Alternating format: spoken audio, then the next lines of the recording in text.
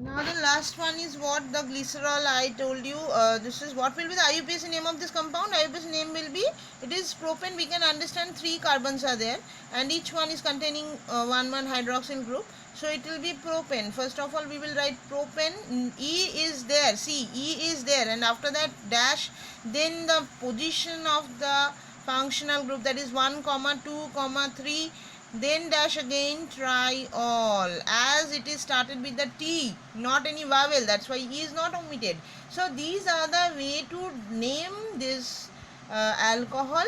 The UPSC name I discussed already for your again I am explaining this one. I am recapitulating this thing. One is, first of all, monohydric alcohol. Monohydric alcohol method is what? First of all, you need to count how many number of carbons are there. Accordingly, word root you will use, and after that no E will be there if it is monohydric alcohol.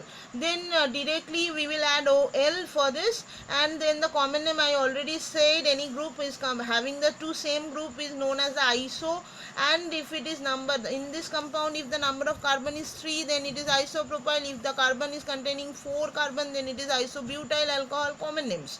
And if the carbon is containing functional group OH directly attached with this 3 methyl group is known as tertiary butyl alcohol, common names I have told.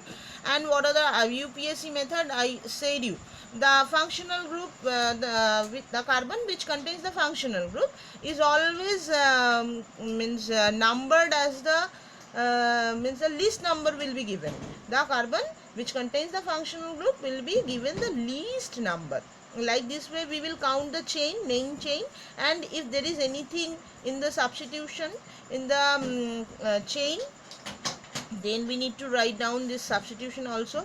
Suppose here methyl is the substituted one, so this one, the name of this compound will be 2-methyl, the position of the substitution, and after that we will mention the position of the alcohol also. 2-methyl, the number of carbon we have mentioned, then all.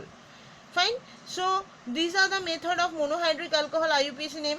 And after that, cyclic alcohol, we know that we have to add only cyclo, nothing else. The common name we generally use in these cases. And after that, the substituted chain. If the substitution is there, I told you what, the carbon which contains the functional group will be always given the carbon number 1, and after that we will count, and accordingly the number we will give for the substitution. And after that, the dihydric trihydric alcohol, what is the way of naming?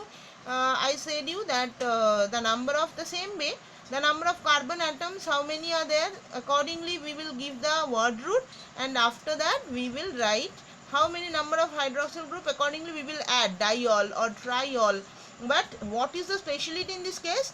We are adding E, means we are not omitting E from the alkane, because the we are writing after that diol or triol. That means these D and T are not the vowel, that's why E is there. This is the only difference from this monohydric one. So these are the IUPAC name of the alcohol. Phenol and ether I am not discussing now, because phenol and ether separately I will discuss. So hope you all have understood well.